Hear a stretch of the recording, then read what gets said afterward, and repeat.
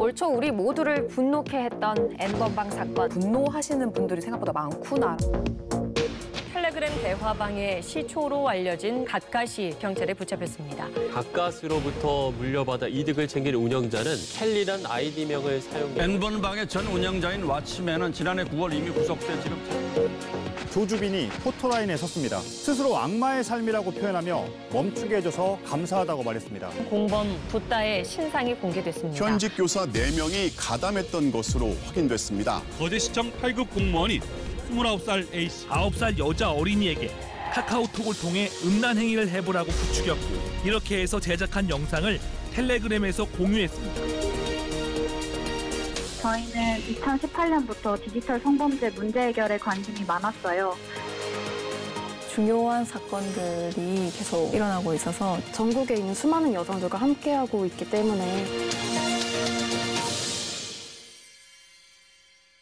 경남 지역에서 범죄자로 드러났던 루루루라는 닉네임을 쓰는 사람이 있었다는데 네, 어린이 갤러리 시즌 8을 운영했던 사람인데요. 조사에 의하면 아동 청소년들을 대상으로 한 범죄 영상물이 대다수였고 어린이 갤러리 시즌 1부터 10일까지 운영됐었고요. 이 방 자체는 사실은 N번방이랑 굉장히 유사하게 운영돼요.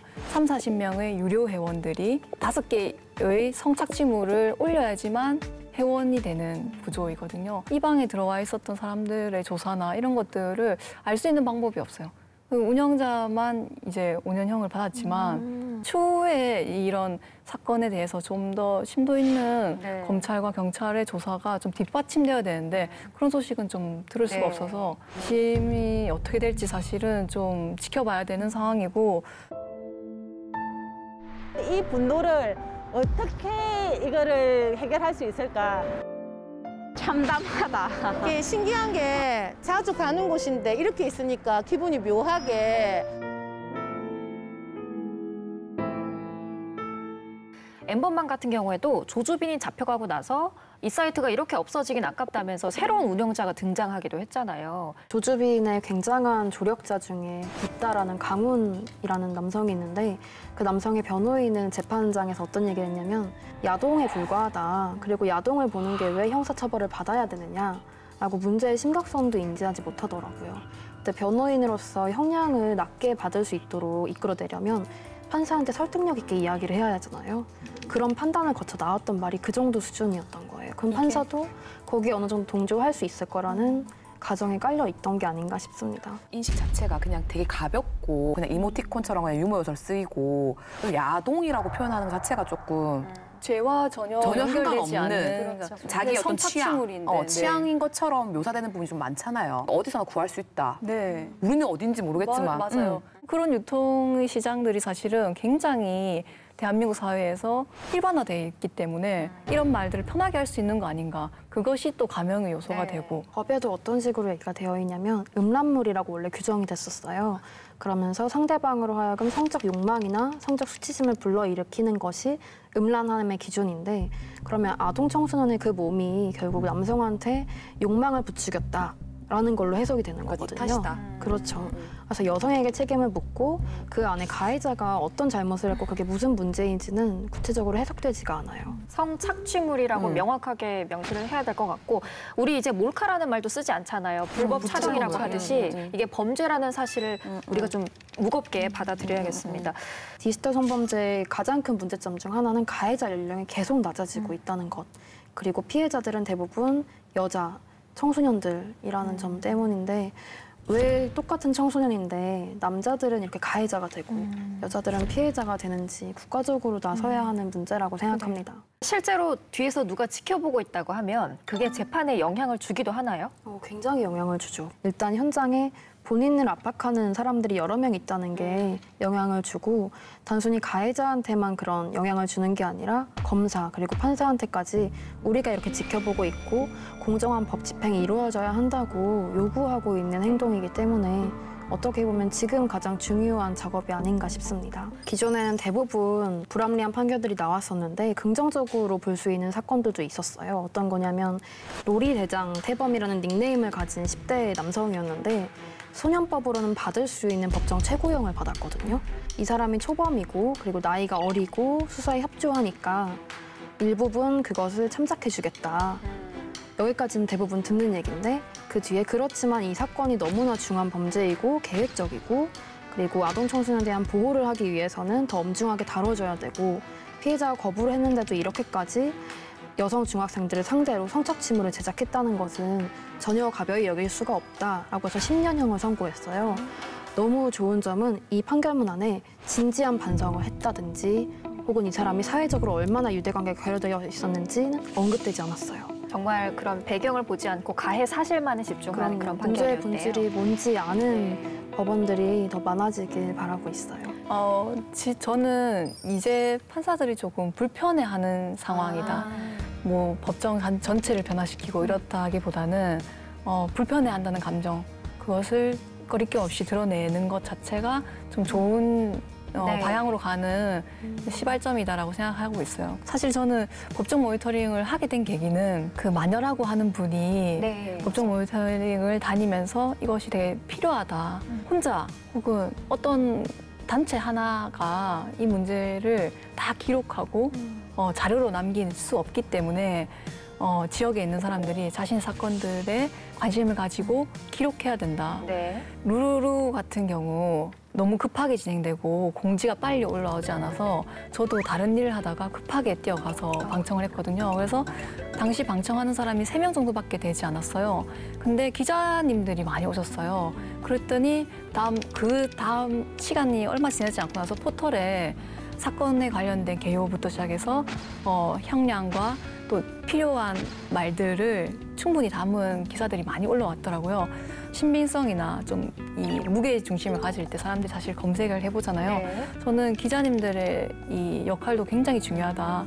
근데 그런 것들을 기록해 놓는 것이 이후에 많은 자료들, 그리고 사실 내가 피해를 입었을 때도 제일 먼저 하는 일은 검색하는 일이잖아요. 자료를 찾아보는 일인데 그런 것들을 저희가 좀 많이 마련하는 것이 이 법정 모니터링의 큰 취지이지 않을까 싶어요. 시간이 지나면 조금씩 잊혀지고 또 관심이 떨어지기 마련이죠.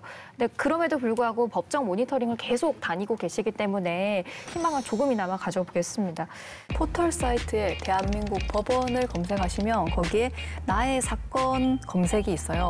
거기에서 사건 번호를 검색하면은 그 전체 일정 혹은 진행 상황도 그 가해자가 어떤 것을 제출했는지까지 상세하게 볼 수 있거든요. 저는 그것을 대부분 참조하고 그걸 토대로 사람들에게 좀 이야기해요. 그러면 필요하신 분들이 그 시간에 맞춰서 방청을 연대하시는 경우가 많더라고요. 우리는 정제되어 있는 언어와 사실을 영원히 박제해서 자신의 행동을 끝까지 좀 반성해야 된다고 생각합니다. 사실 공개재판주의를 표방한다고는 하지만 방청석에 사람들이 많이 와 있는 경험을 하지 않았어요. 시스템을 변화시키는 거, 시스템을 운영하는 건 사람이고요. 결국 시스템을 변화시키는 것도 사람입니다. 그러니까 여러분들은 그 시스템의 변화를 이끌어 나가는 그런 사람 한 사람으로서 여기 오신 게 아닌가라고 생각을 하고 있습니다. 방청연대, 재판 모니터링, 이게 바로 한국의 법원을 바꿀 겁니다. 여러분들 앞으로도 현장에서 만나뵙길 기대하겠습니다. 감사합니다. 이렇게 조금씩 달라지고 있는 모습이 보이긴 해요. 최근에 뭐 가중이라든가 감경 기준을 조금 손보긴 했더라고요. 양형위원회가 만들어졌잖아요. 그래서 디지털 성범죄 관련해서 처벌 기준을 좀 만들자라는 취지인 것 같은데 설명을 좀 해주세요. 네, 아까 말씀드린 것처럼 법관들이 기존의 판례들을 따르다 보니까 제대로 된 처벌이 이루어지지 않았는데 그리고 마땅한 기준이 없었기 때문에 자의적으로 판결을 하는 경우가 잦았습니다. 감형을 하더라도 이 정도 범위 내에서 혹은 더 센 처벌을 하더라도 이 정도 범위 내에서 할 수 있도록 권고안이 마련이 됐고요. 이게 12월에 확정되기 때문에 그 이후부터는 재판관들이 그 기준을 따라서 형을 선고해야 합니다. 처벌 불원이라고 해서 왜 피해자가 가해자를 처벌하기를 원하지 않는 경우에는 좀 감형을 하는 경우가 있었는데 성착취 범죄 관련해서는 그걸 이제 하지 않기로 했다고 또 일반 감형 기준으로 좀 이렇게 수위를 낮추기로 했다고 그런 사례도 있더라고요. 그렇지만 문제는 여전히 지금 디지털 성범죄 문제를 해결하는 데 있어서 해당 권고안은 미약한 수준으로 보이고요. 디지털 성범죄의 주요 피해자가 아동 청소년이라고 말씀드렸잖아요. 그래서 아동 청소년 성착취 범죄로 이게 기소가 되곤 하는데 손정호의 경우도 그 이용자들이 받았던 대부분의 평균형이 징역형을 생각했을 때 7개월이었거든요. 7개월이요? 네, 7개월이요. 7개월이요. 7개월이요. 그게 아동 청소년 거기 법에 적용받았기 때문에. 네, 그 아동 청소년 성착취물을 소지하고 시청했다. 이 경우 한 평균 7개월형을 받았는데 이것 또한 4명밖에 되지 않습니다. 거의 다 벌금형이었고요. 양형위원회는 이번에 아동 청소년 성착취물의 시청과 소지를 6개월 이상으로 했어요.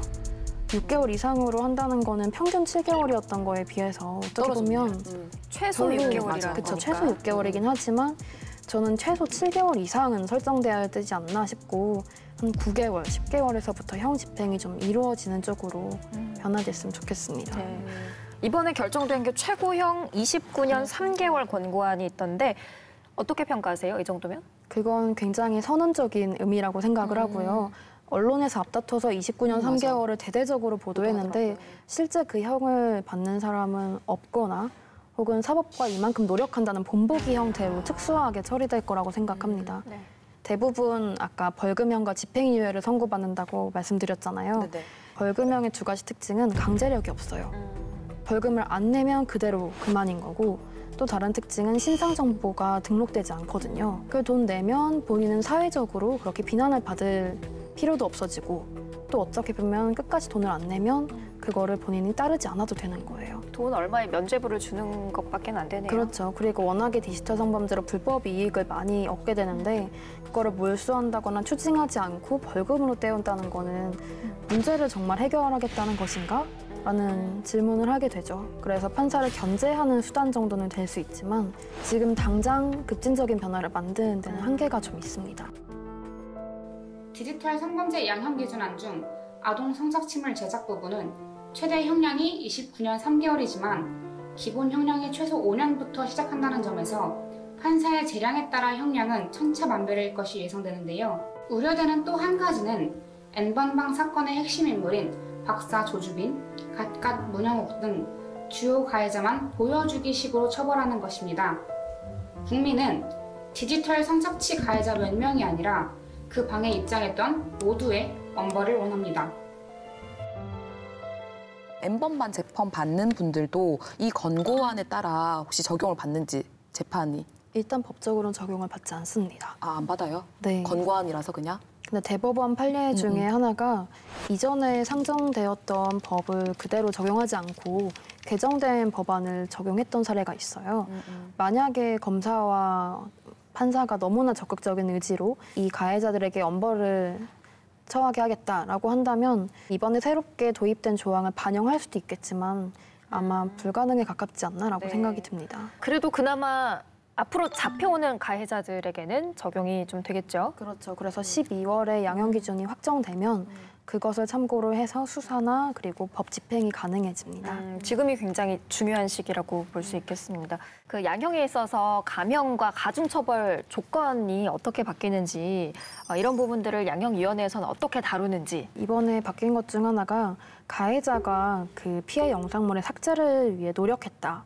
그럴 경우에는 감형을 해준다는 조건이 있어요. 근데 애초에 가해자가 이 불법 영상물들을 어떻게 취득했고 그리고 범행에 사용된 도구가 무엇이었는지 그게 정말 충분히 압수가 됐고 영상이 얼마나 삭제되었는지가 의미 있게 확인된 다음에 그리고 가해자가 정말 노력을 했는지 안 했는지가 평가될 수 있을 거라고 생각을 합니다. 뭐 단순히 삭제 지원을 하는 비용을 지불했다거나 아니면 그런 정도의 요식행위를 했다는 것만으로는 피해자가 일상을 회복하는 건 너무나 어렵고요. 그래서 불법 이익도 몰수되고 그리고 당시 사용했던 도구도 압수된 상태에서야 이런 것들을 좀 긍정적으로 검토할 수 있지 않을까 싶습니다. 외국에서는 그러니까 그런 걸 지원해주는 시스템도 있다고 들었는데 혹시 들어보신 적 있으세요? 일단 우리나라 같은 경우는 약 1, 2년 전부터 국가에서 디지털 성범죄 피해자 센터를 운영하고 있어요. 그래서 삭제를 지원하고 삭제 비용을 가해자한테 추징을 한다고는 하는데 정신적인 치료나 혹은 정서적인 상담 지원이 필요한데 그런 부분이 굉장히 열악하고요. 국가가 계속 이런 범죄들을 방관하고 한쪽에서는 양산하고 있는 게 아닌가 생각됩니다.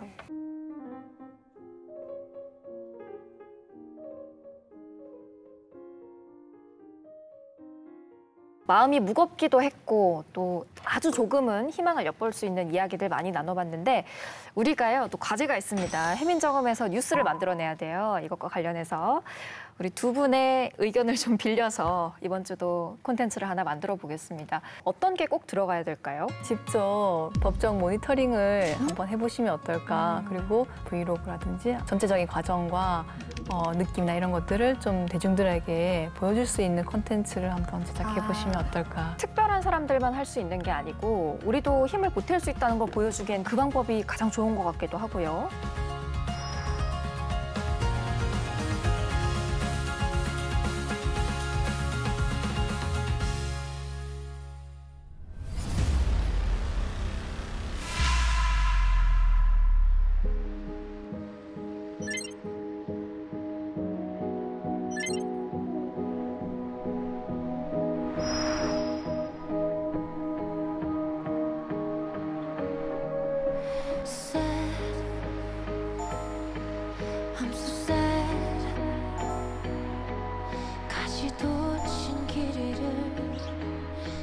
신기한 게 자주 가는 곳인데 이렇게 있으니까 기분이 묘하게 마음이 조금 슬프기도 하고. 2020년에 N번방 사건이라든지 여러 가지 디지털 성범죄와 관련한 여러 가지 사건들이 있었잖아요.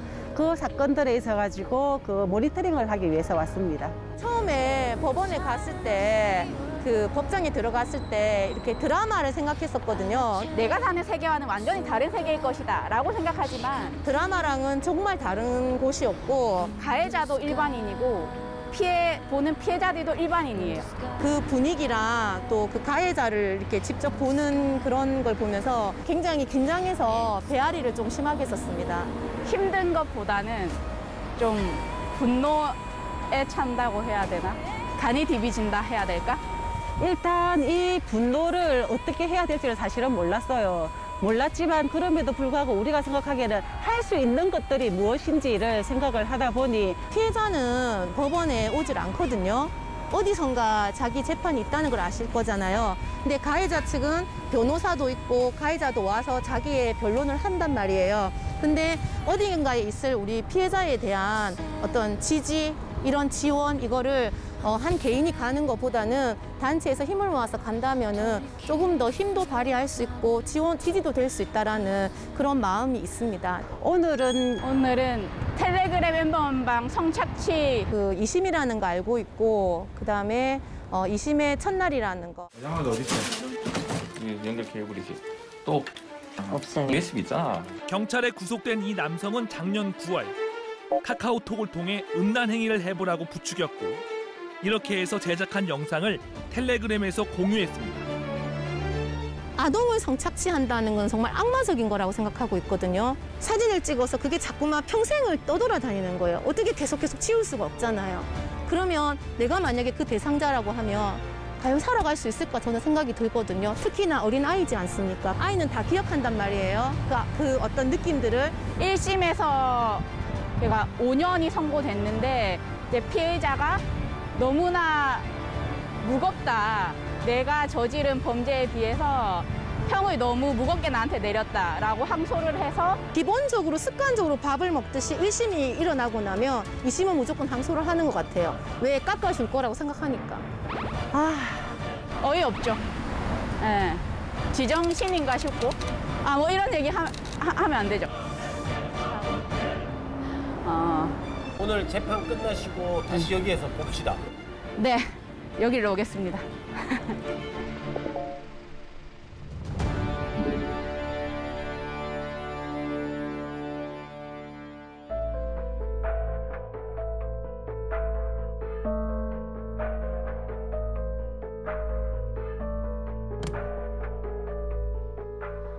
사건 번호 1234 루루루 재판 시작합니다. 피고인 루루루.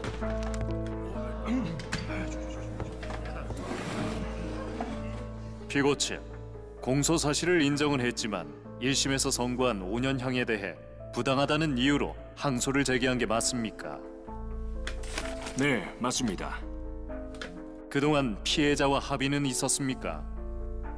피해자와의 협의를 원했지만 피해자가 메신저를 탈퇴해 접촉이 어려워 합의는 불가했습니다. 그렇다면 1심 판결 이외에 다른 감형 사유가 있습니까? 이 사건의 피고인은 우선 자신의 범행을 깊이 뉘우치며 수용 생활 중에도 9번의 반성문을 제출한 바 있습니다. 중학교 시절 소아성애로 성적 가치관을 형성하는 데 어려움이 있었고 고등학교 시절에는 그로 인한 우울증과 ADHD를 깊이 앓은 전력이 있습니다. 이런 상황에 피고인을 보살펴줄 가정 환경 또한 어려웠습니다. 피고인의 아버지는 환경미화원이고 어머니는 식당 종업원으로 궁핍한 생활을 이어가고 있는 데다 지체 장애인인 형을 두고 있어 사회적 유대관계를 형성하기 힘들었다는 점을 감안해 감형해 주실 것을 요청드립니다. 마지막으로 피고인 할 말 없습니까? 존경하는 재판장님, 제가 저지른 범행으로 씻을 수 없는 상처를 받은 피해자에게 용서를 구합니다. 저로 인해 고생하는 부모님에게도 미안하고 마음 깊이 반성하고 있습니다. 피해자에게 미안하게 생각합니다. 선처해 주신다면 앞으로 열심히 살겠습니다. 재판장님, 피고인의 최후 진술문을 제출합니다. 선고는 11월 11일 하겠습니다.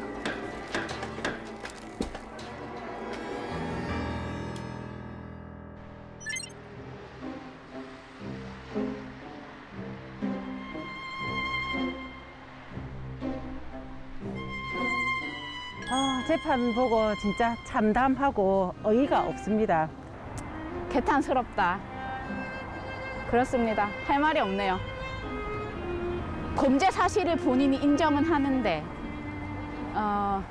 나한테 선고 내린 게 너무 무겁다라고 발언을 한다는 자체가 매번 볼 때마다 좀 당황스럽고, 오늘도 사실은 그 감형의 이유를 들어서 그 반성문을 제출하면서 울었잖아요. 근데 왜 울었는지 저희들은 사실은 이해할 수가 없고, 좋지 않은 환경에서 양육된 것이 범죄를 저지른 어떤 발단이 된 것처럼 얘기를 하면서, 그렇기 때문에 이 5년이라는 형이 너무 무겁다 뭐 이런 식으로 얘기를 했거든요. 근데 사실은 그게 환경미화원이고 식당 종업원이 많은 사람들을 모욕하는 일이라는 말이죠. 아, 보기 싫네요, 지금은. 예, 보기가 싫어. 성폭력을 피해를 입었다라는 단어보다는 성폭력이 일어났지만 내가 살아있다라는 거, 생존자라는 말을 쓰자는 말을 많이 하고 있는데, 생존의 의미를 가지고 살아간다는 것들이 굉장히 중요하고요. 뭐 그까짓 피해, 뭐 희롱적인 거, 추행적인 거, 뭐 그거 뭐라고 절대로 생각하시면 안 되는 게, 그게 평생을 간다는 거죠. 평생의 아픔이 되어서 길을 가다가도 불쑥불쑥 생각나고 그런 아픔들을 가지고 살아가는데, 근데 그 아이 이제 9살이지 않습니까? 이 많은 양의 선고가 이루어져야 될 것 같습니다. 외국처럼. 우리나라는 너무 가벼운 것 같습니다. 성범죄에 대해서. 어떤 분들은 그래도 예전에 비해서 많이 나아졌다라고 하지만, 야, 변한 게 이 정도면 이거는 문제 있다. 어쨌든 선고가 나와봐야 하긴 하겠지만, 저는 그런 것들이 어쨌든 그 감형의 이유는 될 수 없다고 생각하면서 똑바로 조금 제대로 된 처벌을 조금 했으면 좋겠다라는 생각입니다.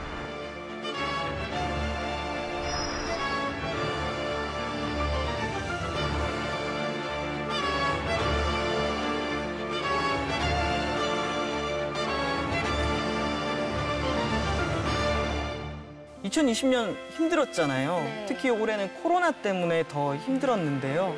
2020년이 평범한 해일 수 있다. 99%가 멸종을 하게 됩니다. 전 세계의 평균 기온이 1도 오르는 동안 우리는 그보다 한 2배 빠른 속도로 한반도의 평균 기온은 4.7도 가까이 오를 것으로 예상하고 있거든요. 사람들이 궁금한 거죠. 도대체 몇 도까지가 우리가 인간이 버틸 수 있는 온도야? 그때 나왔던 시나리오가 쭉 분석을 해봤는데요.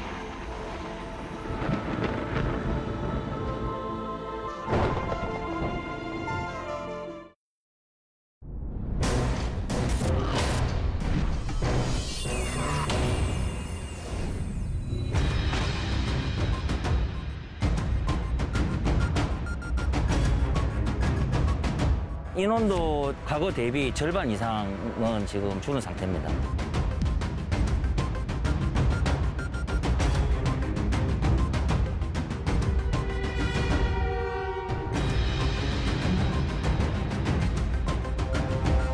임금 체불, 해당금 신청, 휴 폐업 업체가 속출함으로써 생존 절벽 상황에 직면해 있다.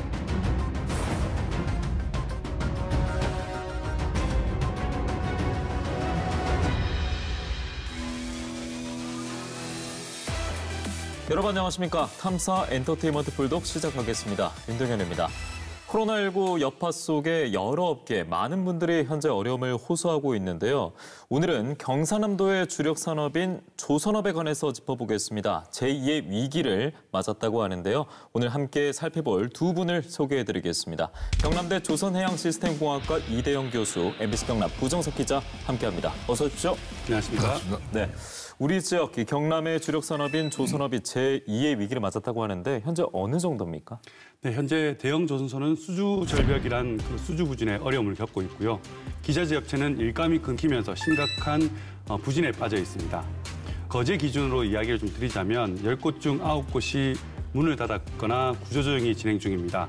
또 많은 노동자들이 현재 일자리를 잃었는데 그 수도 계속 늘어나고 있습니다. 네, 말씀 들어보니까 거의 경남의 조선업 전반적으로 흔들리고 있다 이렇게 볼 수 있을 것 같은데 제가 제2의 위기라고 했잖아요. 첫 위기는 언제였습니까, 교수님?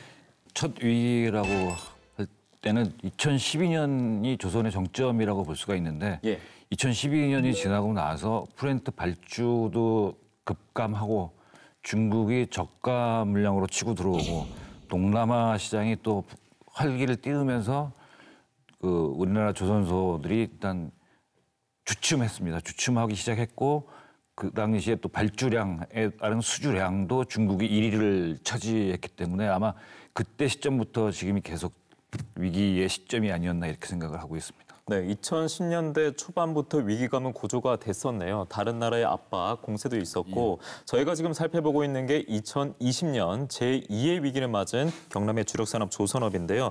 조선 기자재 업체에 방문해서 일단 관련자를 직접 만나고 오셨다고요? 네, 그렇습니다. 그 1차 위기에 이어 4, 5년 만에 2차 위기가 찾아오면서 현장에서는 유례없는 위기란 말까지 나오고 있습니다. 조선협력업체에서 용접을 하던 김모 씨. 지난 8월 일감이 줄면서 공장이 문을 닫아 일자리를 잃었습니다. 33년 된 숭룡공이지만 일자리를 구하지 못해 공공 일자리를 알아보고 있습니다. 나와가지고 여기저기 이제 조선소 관련된 일을 해보려고 했는데 적당한 일자리가 없고 해서 거제시 고용센터에 구직을 의뢰를 했습니다. 거제시가 공공형 일자리 채용을 위해 신청을 받았는데 2,500명 정원에 4,200여 명이 신청했습니다. 대부분 실직자로 조선업 종사자들입니다. 거제 조선업 근로자 중 지난 1월부터 지난달까지 7,000명이 일자리를 잃었습니다. 지금 추세가 이어지면 만여 명이 더 일자리를 잃을 것으로 보입니다. 조선 기자재 업체도 어렵긴 마찬가지입니다. 거제 성내공단의 한 중소조선업체. 선박 부품을 옮기던 크레인은 멈춰섰고 녹이 쓴 공장문은 굳게 닫혀 있습니다. 지난 3월까지 선박 블록을 생산했지만 일감 부족으로 문을 닫은 겁니다. 5개 중소조선업체가 입주한 성내공단 가동률은 10%를 밑돌고 있습니다. 올해 초반만 하더라도 50여 명이던 직원이 현재 20명까지 줄었습니다. 작년에 비해서 올 상반기에 한 3분의 1 정도 물량이 감소를 했고 올 하반기에는 다시 그 3분의 1 감소한 물량에서 다시 한 절반 가까이 감소를 했기 때문에 실질적으로 인원도 뭐 과거 대비 절반 이상은 지금 줄은 상태입니다. 조선 기자재 업체는 거제 기준 500여 곳 중 29곳이 문을 닫았습니다. 그나마 유지하고 있는 곳도 대부분 구조조정 중입니다. 대규모 실직이 현실화되고 있음으로써 임금 체불, 최단금 신청, 휴 폐업 업체가 속출함으로써 지금 현재는 엄중한 생존 절벽 상황에 직면해 있다. 경남 조선업의 양대 축인 대우조선과 삼성중공업의 올해 수주 실적도 심각한 수준입니다. 삼성중공업의 경우 수주 실적이 10월까지 11척 10억 달러로 수주 목표 84억 달러의 12%를 달성하는 데 그쳤습니다. 지난해 같은 기간 54억 달러를 수주한 것과 비교하면 5분의 1 수준입니다. 대우조선도 수주 실적이 10월까지 13척 33억 달러로 수주 목표 72억 1,000달러의 46%를 달성하는 데 그쳤습니다. 지난해 같은 기간 52억 8천 달러를 수주했습니다. 경남 조선업에서 양대 산맥으로 꼽히는 이 업체 중 한 곳에 30년간 교수님 하시기 이전에 근무를 하셨잖아요. 네. 체감 온도가 다를 것 같은데요. 이 위기가 어느 정도인지 또 장기화될 것인지 관련 말씀 좀 해주시죠. 저도 상당히 오랜 기간 조선소에 근무를 했었지만 이렇게 심각한 위기 상황은 처음 겪는 것 같습니다. 빅3의 어떤 수주 여부가 관건이 될 텐데 지금처럼 수주 절벽 수준이면 그 여파를 아무도 장담을 못할 것 같습니다. 그렇죠. 호황기 때 보셨으니까 더 체감 온도가 다를 수밖에 없고 격세지감인 상황일 텐데 수주 절벽에서 이제 생존 절벽까지 이어지고 있습니다. 부정석 기자도 직접 방문하셔서 취재를 해보셨잖아요. 위기라 보십니까? 사실 당초에 전문가들은 그 코로나 확산된 이후에 3, 4월까지 나왔던 예측들은 좀 낙관적이었습니다. 내년 하반기부터는 조선업이 좀 회복될 것이다라는 낙관적인 예측들이 나왔는데 지금은 사정이 완전히 달라졌습니다. 2022년 초까지도 사실 장담할 수 없다 이런 말들이 나오고 있는데 크게 두 가지 이유에서입니다. 대형 조선소가 수주를 할 경우 현장에 물량이 투입되는 시간이 1년여가 걸립니다. 바로 설계 기간 때문인데요. 설계 기간이 1년이 걸리기 때문에 실제 수주를 받더라도 현장에 투입되는 과정은 한 1년 정도의 시간이 필요합니다. 네, 수주를 받더라도 설계 기간 등을 고려했을 때 최소 2022년까지는 이 위기가 계속될 거다 이런 말씀인 거죠? 예, 그렇습니다. 게다가 또 하나 더 이유가 더 있는데요. 코로나19 확산과 함께 미중 갈등으로 제유가가 이어지고 있는데 조선업에는 최대의 악재가 되고 있습니다. 당초 올해부터 그 유엔 산하기구인 국제회사기구 IMO가 운항하는 선박의 환경 규제를 강화한다고 밝혔는데 이 때문에 우리나라 조선업 전문가뿐만 아니라 전 세계 전문가들이 우리나라의 조선업이 올해 그 성장세로 돌아가는 변곡점이 될 것이다라는 예측을 내놨습니다. 그 이유가 바로 우리나라 주력 선박이 바로 그 친환경 선박으로 분류되고 있는 LNG 추진선 그리고 LNG 운반선이기 때문입니다. 하지만 저유가가 이어질 경우 선주사 측이 새로운 신규 발주를 내는 것이 아니라 환경오염 물질을 감소시키는 저감 장치를 설치하게 되는데 9월 말 기준으로 두바이유 가격이 배럴당 한 40달러에 거래되고 있습니다. 지난해 12월 기준으로 따지면 한 67달러에 거래가 됐는데 그때보다 약 40% 절반 가까이 떨어지게 된 것이죠. 향후 1, 2년간 최소 2022년까지는 이 위기가 계속될 것이다라고 전망을 하고 계시는데 우리가 좀 대안을 찾아봐야 되지 않겠습니까? 현장에서는 그 정부의 고용 위기 지역을 유지해달라는 목소리와 함께 특별 금융 지원을 좀 요청하고 있습니다. 아무래도 이제 내년 1년까지 버티는 것이 중요하기 때문에 이런 요구들이 나오는데요. 이 때문에 거제시도 발맞춰서 조선업 고용 유지 모델을 찾겠다고 나섰는데 대형 조선소와 함께 기금을 마련하고 실직자 지원과 교육 프로그램을 운영한다는 방침입니다. 경상남도는 조금 다른 방향으로 해법을 찾고 있는데요. 조선업의 체질 개선을 위해 새로운 조선업 성장 사업으로 친환경 수리조선을 선택했습니다. 친환경과 수리조선이 같이 놓이니까 느낌이 좀 이상한 것 같거든요. 어떤 겁니까, 교수님? 친환경 선박이 이제 조선소에서 건조되고 진수를 해서 선주한테 인도돼서 운항을 시작하면 정기 검사를 받아야 되고 또 예기치 않은 사고가 날 수도 있고 이런 걸 전문적으로 수리를 해주는 곳이 이제 수리 개조 전용 조선소인데 거기에 이제 앞으로 우리가 조금 전에 말씀하셨듯이 이제 환경 규제라는 게 심해지고 지금 역시 뭐 몇 년 전부터 친환경이라는 이런 장비들이 많이 개발이 되고 부착이 되고 있기 때문에 규제, 환경 규제에 대한 그런 선박들을 더 전문적으로 수리 개조를 하려면 그쪽에 이제 탁월한 기능들을 가진 인력들 이런 사람들이 모여서 이제 수리 개조선을 만드는데 이제 그쪽에 경남도에서 이제 특화해서 이제 친환경 더 붙이면 스마트 수리 개조 이렇게 되는 거죠. 예. 그러니까 친환경 선박을 수리하는 조선소다. 예, 시대의 흐름에 맞게 그렇죠. 거론되고 있는 개념이다라고 살펴주셨는데 혹시 우리 지역에 지금 있습니까? 네, 아직 걸음마 단계이긴 한데 중소조선업체를 중심으로 현재 이 친환경 수리조선에 뛰어들고 있습니다. 지난 2000년 건조된 13만 5천 세제곱미터의 LNG 운반선이 고성의 삼강 SNC 조선소에 정박되어 있습니다. 5년마다 받아야 하는 종합검사에 앞서 세척과 도장을 하고 LNG 저장고 등을 수리하기 위해서입니다. 이 조선소는 수리 비용으로만 약 200만 달러, 우리 돈 23억 원에 계약했습니다. LNG선 수리를 위해 한 달 동안 하루 100여 명 이상이 투입됐습니다. 우리나라에서 LNG 운반선을 수리한 건 지난 2005년 이후 처음입니다. 모든 게 지금 싱가포르나 안 그러면 말레이시아나 중국으로 다 수리를 하고 가고 있는데 이 시장이 너무나 크기 때문에 저희들이 매진을 하고 있습니다. 연구를 하고. HSG 성동조선도 135K급 LNG 운반선 선박 정기 점검 검사를 완료했습니다. 운반선의 카고 탱크 2차 방벽 수리에 성공한 겁니다. LNG 운반선의 경우 영하 163도를 유지해야 하기 때문에 기술적으로 어려운 작업입니다.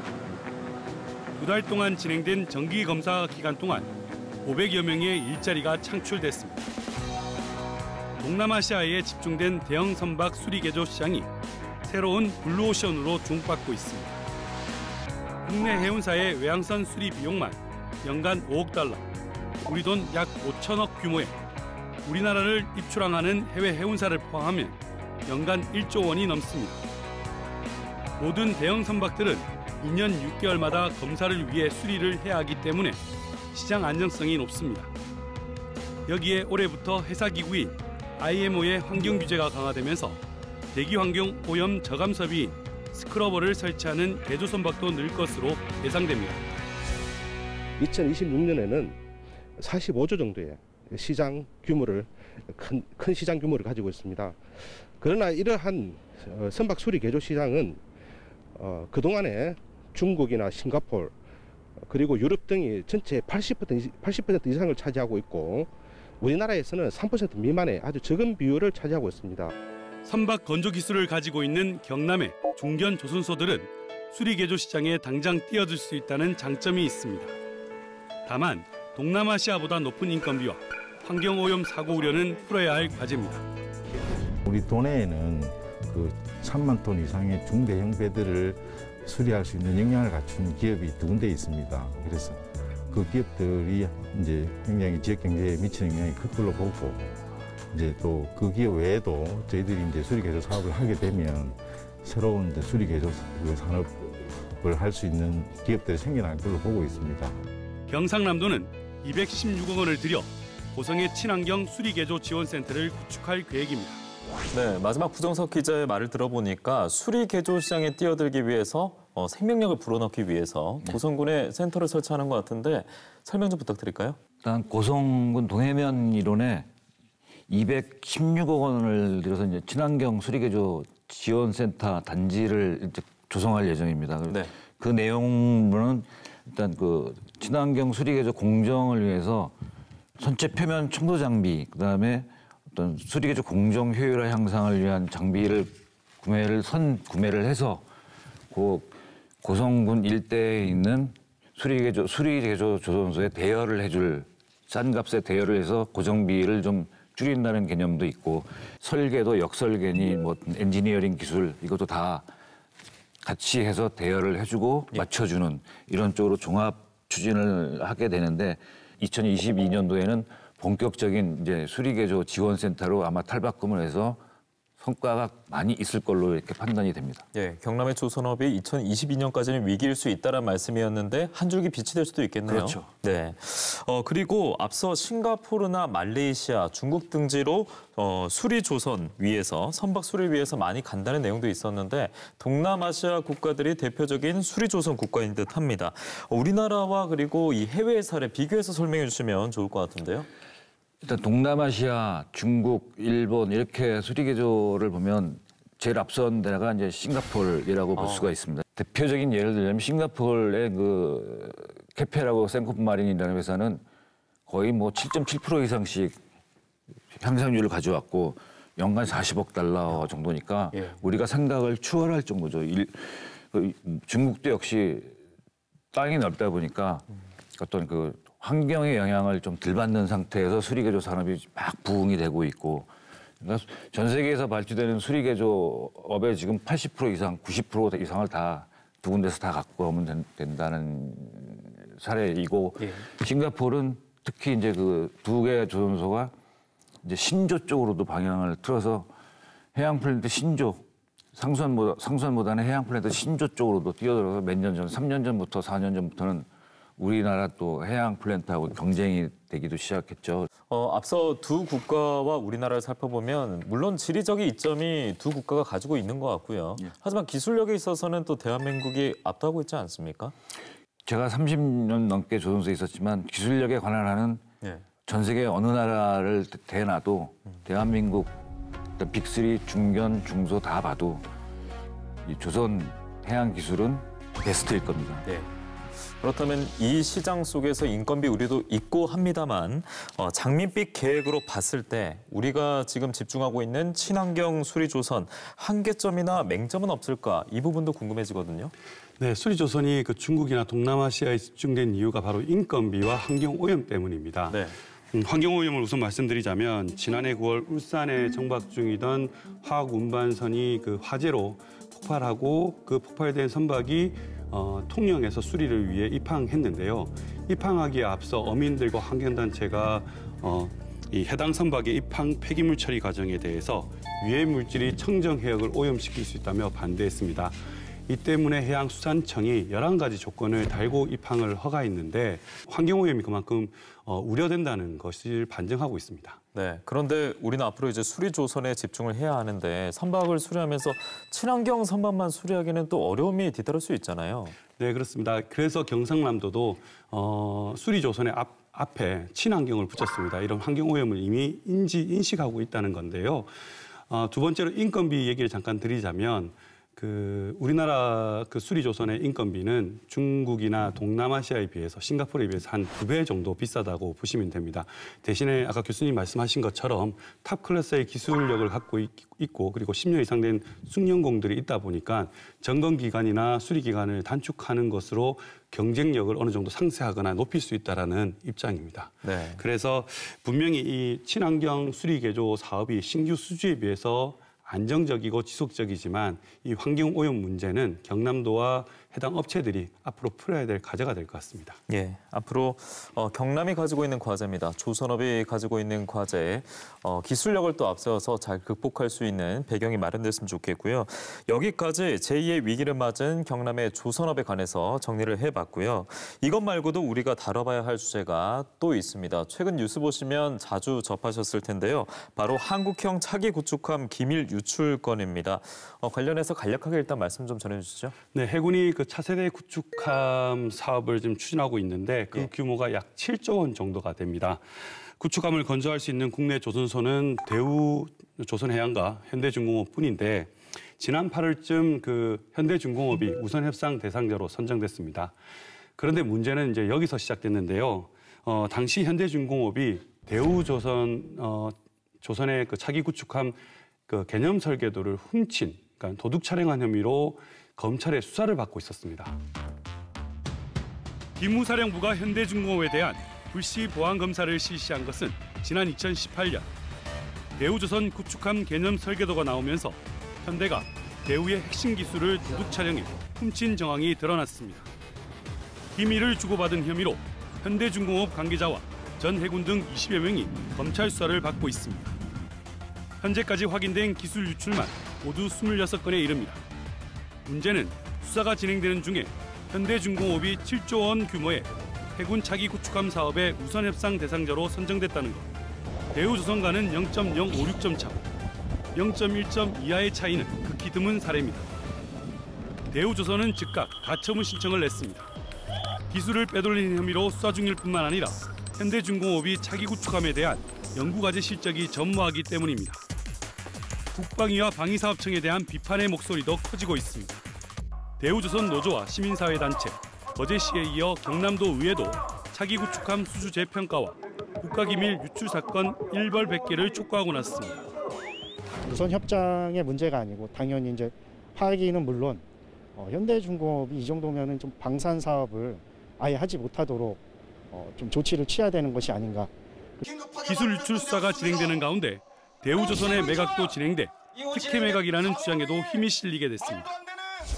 허용된 기술을 기반으로 우선 협상 대상자로 선정되는 그 과정이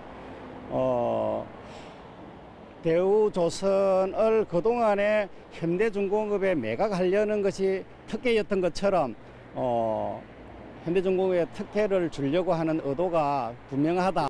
기밀을 훔친 현대중공업이 한국형 차기 구축함 우선 협상 대상자로 선정되면서 대우조선 매각에 대한 부당성을 주장하는 목소리에 힘이 실리고 있습니다. 현대중공업 측은 현재 어떤 입장을 밝혔습니까? 네, 현대중공업 측은 현재 수사가 진행 중이라고 말을 아끼고 있었는데 현대중공업 측의 의견을 좀 확인할 수 있는 게 바로 국회 국감 자료에서 입장을 밝힌 겁니다. 네.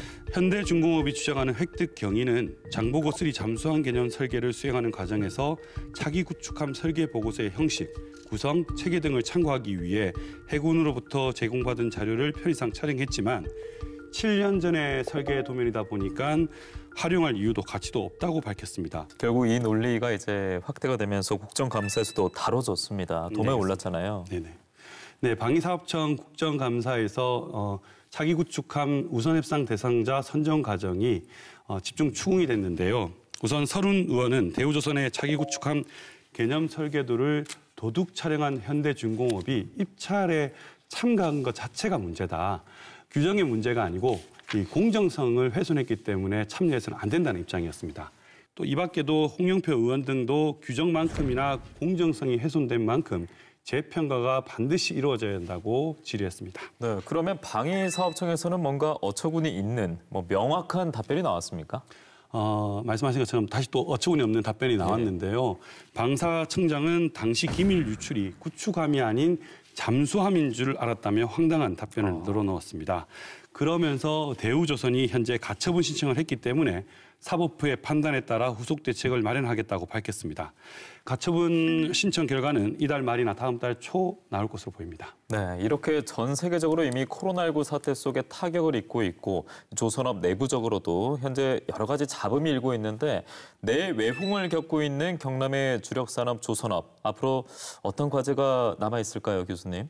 큰 관점에서 그런 전 세계 흐름, 언맨드, 무인화, 자동화 이런 쪽도 선박에 다 들어갈 거니까 떠다니는 컴퓨터라는 주제로 이제 저희들이 수리개조선, 그다음에 신조선도 마찬가지고 중소조선소 살리는 이 경남 지역에 있는 그런 관련 업계를 살릴 수 있는 탈출구가 되지 않을까 이렇게 생각을 합니다. 네, 부정석 기자도 마지막으로 한 말씀 부탁드리겠습니다.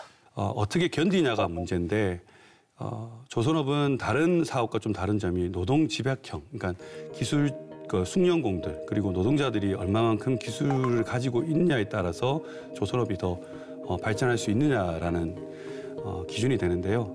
지금 2016년도에 이미 한번 그 숙련공들이 유출되거나 빠져나갔기 때문에 지금 다시 이렇게 확충하는 과정에서도 위기가 온 점을 감안한다면 기술자, 숙련자들이 빠져나가지 않도록 정부와 지자체들이 힘을 모아서 지금 버텨내는 것이 중요하다고 봅니다. 네, 2010년대 첫 위기를 맞았던 경남의 주력 산업 조선업, 그리고 2020년에 들어와서 제2의 위기, 그야말로 뜻밖의 암초를 만났습니다. 다시 한번 짚어주신 두 분의 이 과제를 잘 수행해 나가면서 앞으로 닻을 올리고 순항할 수 있는 조선업의 소식 하루빨리 전해드렸으면 좋겠습니다. 오늘은 여기서 정리하도록 하겠습니다. 함께해 주신 두 분 고맙습니다. 고맙습니다.